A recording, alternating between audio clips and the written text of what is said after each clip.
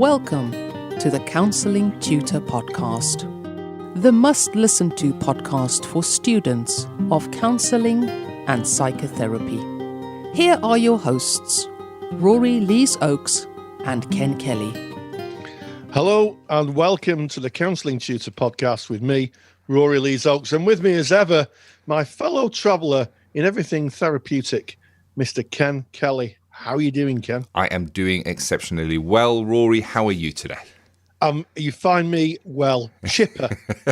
You see, that's a cracker, that, isn't it? All the colloquialisms, is that how you say colloquialisms are coming out? Chipper and a cracker. Well, this is episode 93 of the Counselling Tutor Podcast. What can you expect? We're going to be starting off today with a topic of dyslexia and counselling studies. In Practice Matters today, Rory is going to be speaking about immediacy as a skill. Can you give us a little taster, Rory?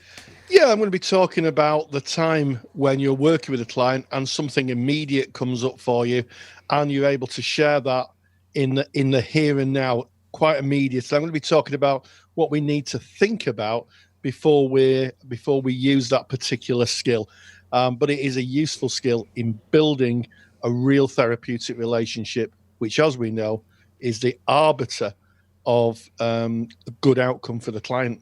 For sure. It's an advanced skill for sure. And I know that it is a skill that brings up a lot of confusion with many students. So I'm looking forward to that, Rory. And we're going to be ending episode 93 by speaking about personal development, but we're going to be linking that to the theory. That's going to be an interesting chat as well. So let's kick off with dyslexia and counselling study. What is it that you know about dyslexia, Rory? Well, I know that people write to me on a regular basis saying that I can't spell. And I always look at that and think, I never knew that.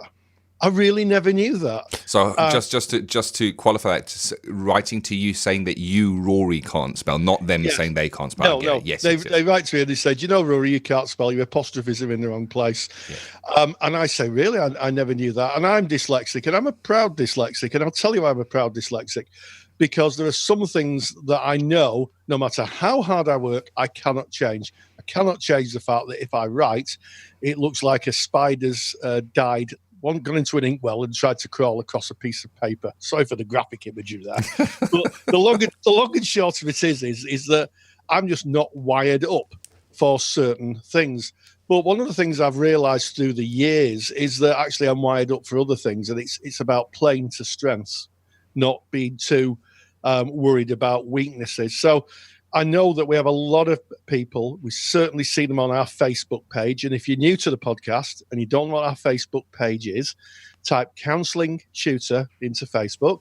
You'll find two pages. One's our business page, which we have for Counselling Tutor. And if you like what you hear, give us a 5-star review, because that really, really kind of cheers us up. But we also have a closed group where you can join. Over 20,000 people in there now, interested in the world of counselling and psychotherapy. Come on in, join the family, and share your experiences of training. And people have written in the Facebook group a lot about the fact that they have dyslexia and how it might impact on their studies. And, sometimes they find it pretty tough going. And my message is play to your strengths. Being dyslexic gives you, in my this dyslexic's view of the world, a lot of other things that maybe others don't. And certainly when I worked in the college, I used to get a lot of young people who did dyslexia tests, and they used to come in after the test holding a bit of paper and used to say, I'm dyslexic, a bit ashamed of it. I said, don't tell anybody you're dyslexic. And they said, why not? I said, because everybody will want to be.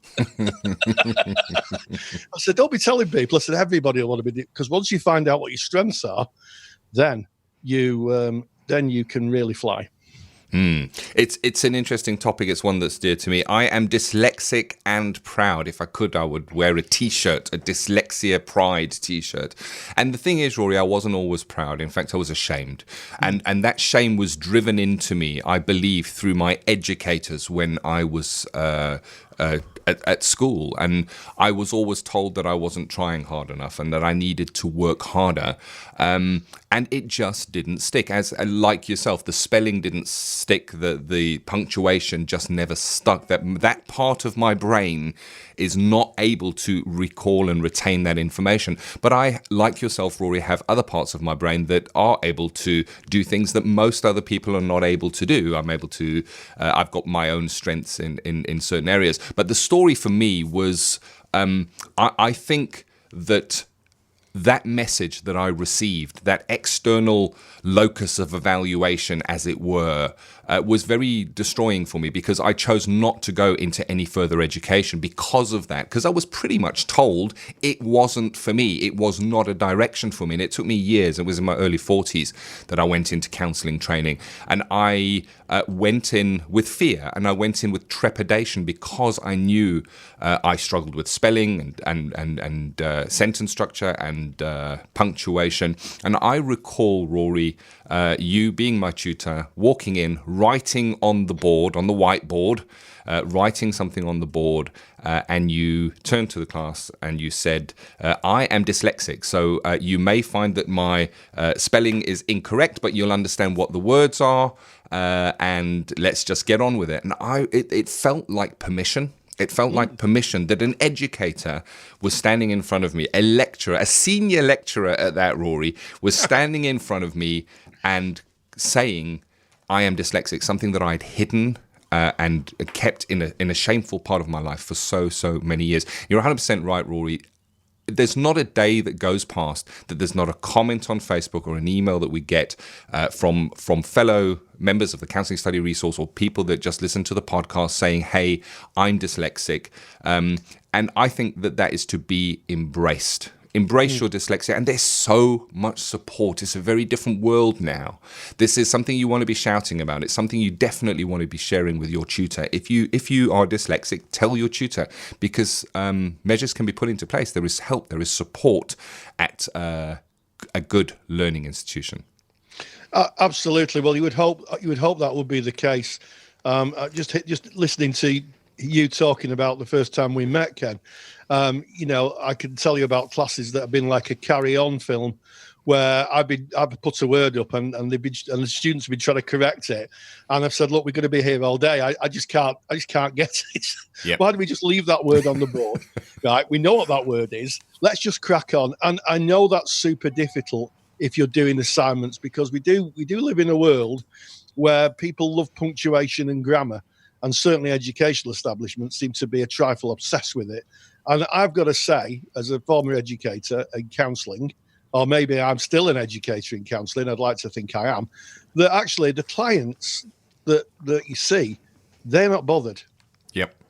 They're not bothered. They want to be heard and listened to and understood and validated in the world. And they're not really, I'm going to say a word that I really doubt broadcast. I'll say bothered about punctuation. Yes.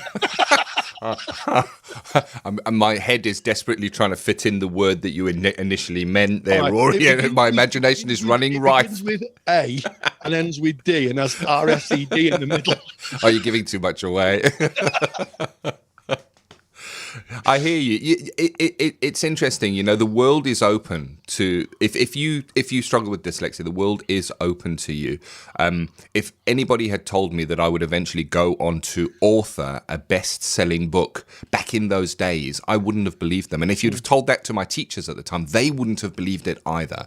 But it is possible because of the support that is around. And it's about communication. That's what we do. As therapists, it's about communication. We are there listening and perceiving that whole person who is in front of us. And that is part of communication, how we perceive them and how we receive them, and then what we feed back. The question is, can you understand what is there? Is the communication there? Do you get it? Do you get the learning outcome from whatever you're reading on the site or whatever it may be? And that's what's important. As long as the communication is still understandable, I think that's the measure. Absolutely, and and if you can spell, fantastic. That must be great, because you go through life never never having that bothering your kind of frame of reference or psyche. We're not having to go at people who are not dyslexic, but being neurodiverse, which is how I like to think of myself. I'm neurodiverse. Does give some advantages. I'm really thinking about this, Ken. I wonder if both of us could spell, and both of us weren't dyslexic. Would Counselling Tutor exist? Would we be sat recording this podcast? And I think possibly not.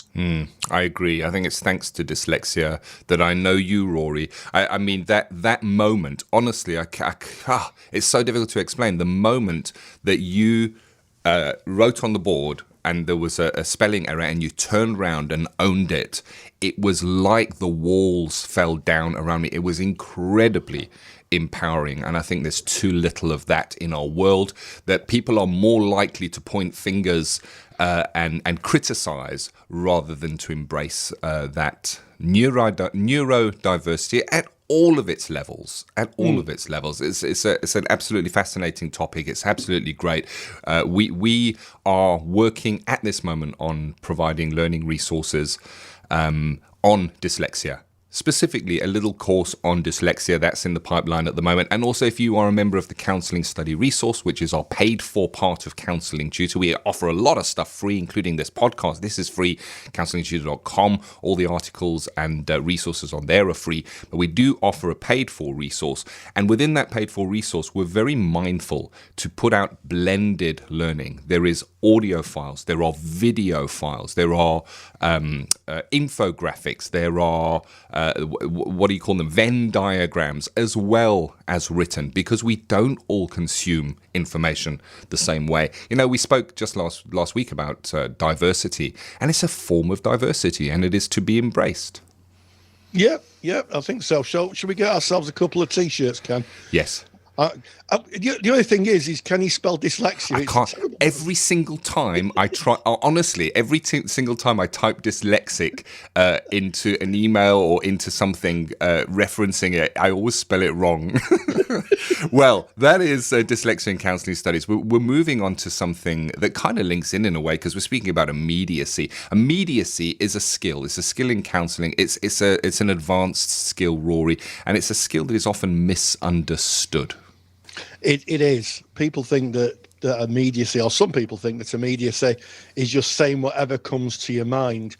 And we know that we have lots of things kind of rattling around in our minds, and we don't want to go out unaudited, But what I would say is that I'm going to be talking about the importance of immediacy, and I'm going to be giving some real concrete examples of how being immediate in the therapy room, or maybe when you're practicing your skills at college or your learning provider, how it can actually foster and build and strengthen and deepen a relationship. And I think it's really useful. And I've got, of course, a super duper handout, Ken.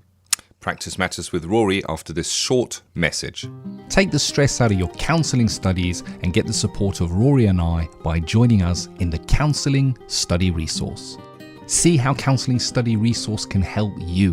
Visit counsellingtutor.com.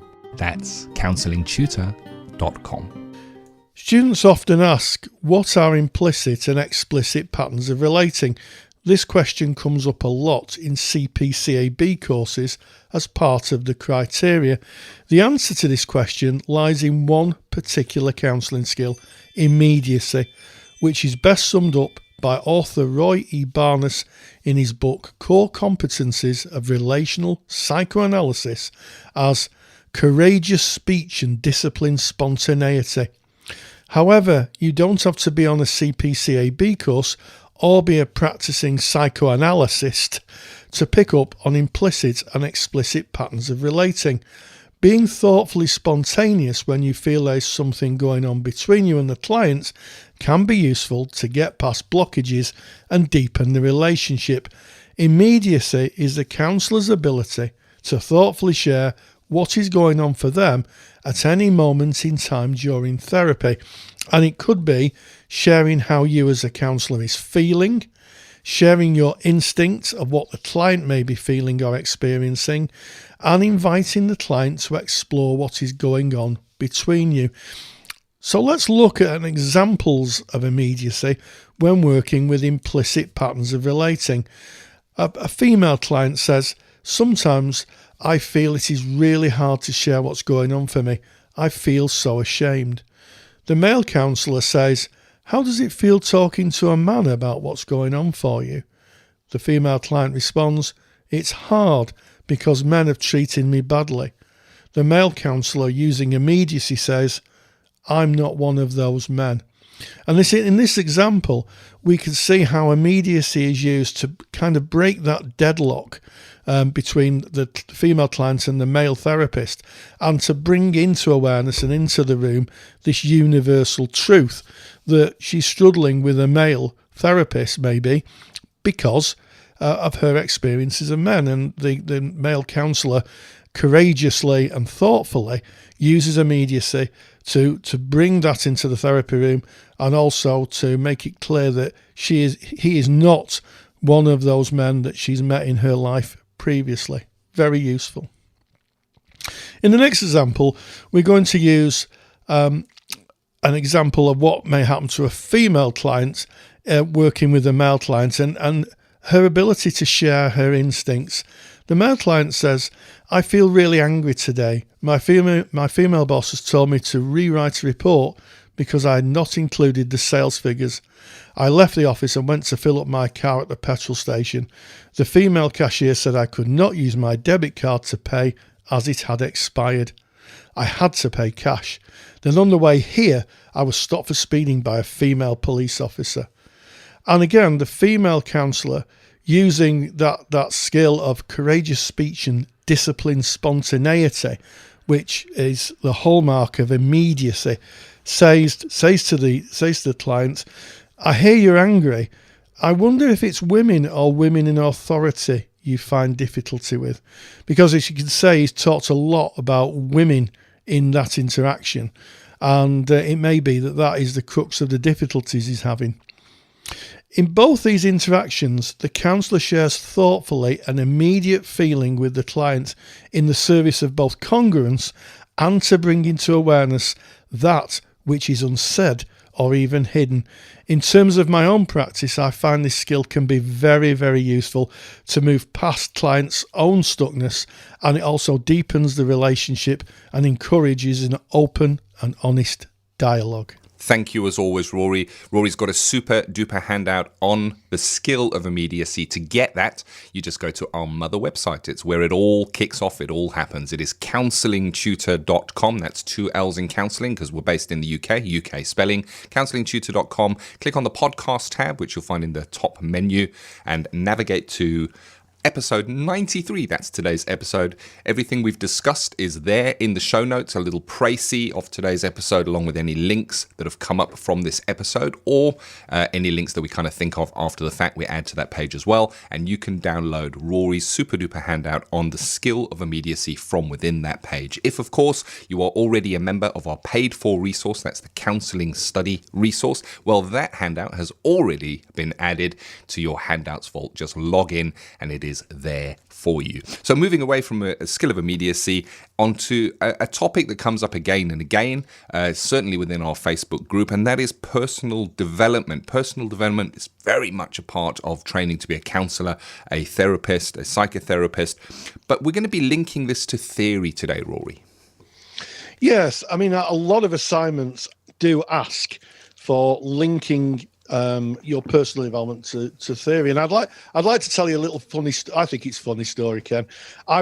Before I left college, I was clearing some documents out, and I came across a worksheet with some writing on, and I looked at it and I thought, wonder who's written this? You know, because through the years as a tutor, you get hundreds of resources and bits of information, and it was someone writing, and they were being asked to do it was an REBT module, rational emotive behavioral therapy, and they were being asked to consider irrational thinking and how they could change the behavior. And someone had written on a piece of paper, I'm not very academic, and then the next part said, what could you do to be more academic? And it said, academic people tend to read books and stick with the studies and stick with it.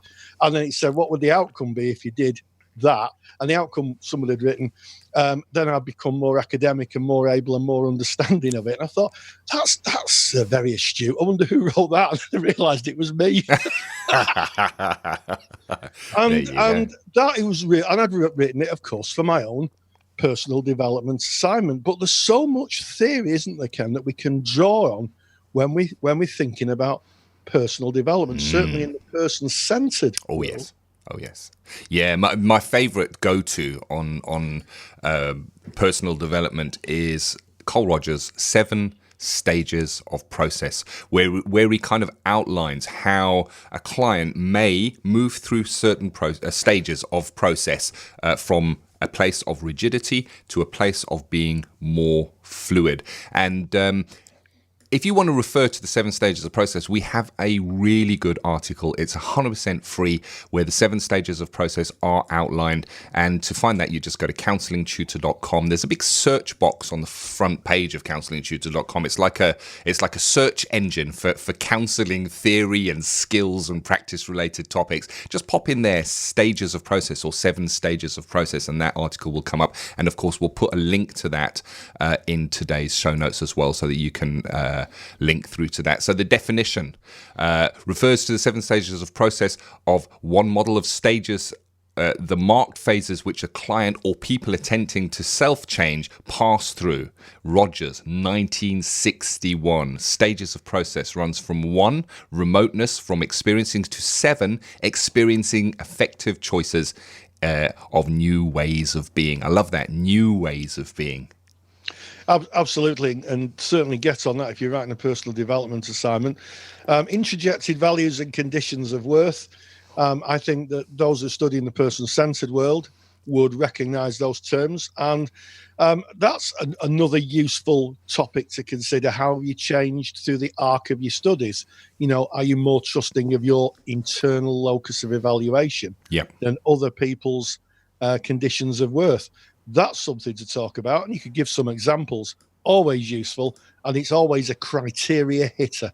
You can't go wrong with that, because if you use that theory and give a real concrete example, almost certainly you're going to get past that piece of criteria. It's really interesting, specifically linking it to person-centered theory as you are there, Rory, and speaking about those introjected values, those conditions of worth. And, just to go back to the top of this podcast, where we were speaking about dyslexia, and I shared that when I was at school, I really struggled, and I was given those introjected values by my educators, saying it's not good enough, you're not good enough. Conditions of worth, you are better if you can spell better, conditions of worth, and I adopted them. And self-development is about challenging the truths that we hold.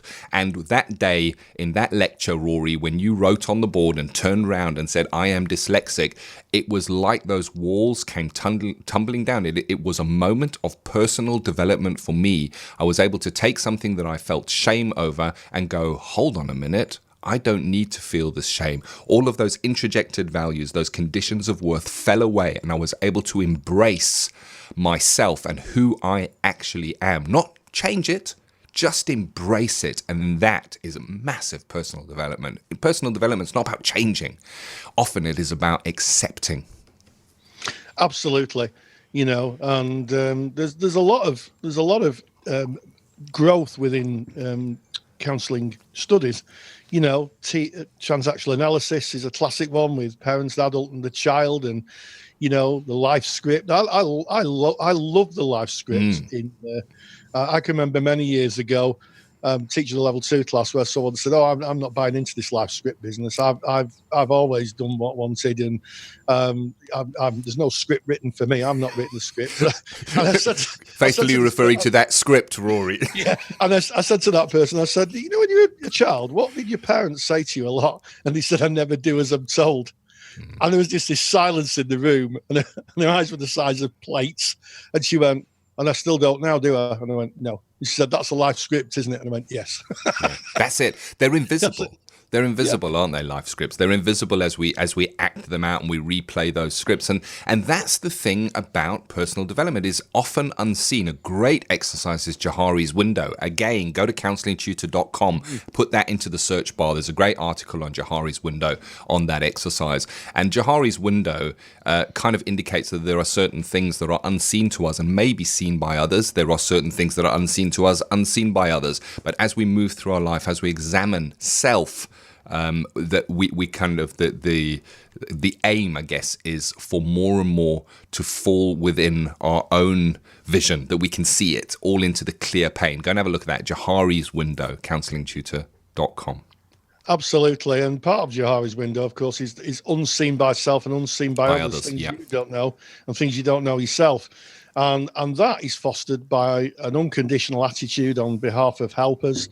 And also an encouragement, I would say, to get people to explore the world, because sometimes we find who we want to be quite by accident, quite serendipity, isn't it? That's what Mark's saying.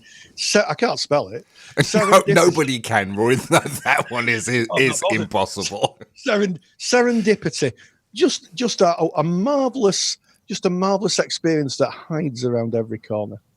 Yeah, I'm reminded of Carl Rogers' quote. The curious paradox is that only when I truly accept myself for who I am do I have the ability to change. And that is part of self-development, examining self.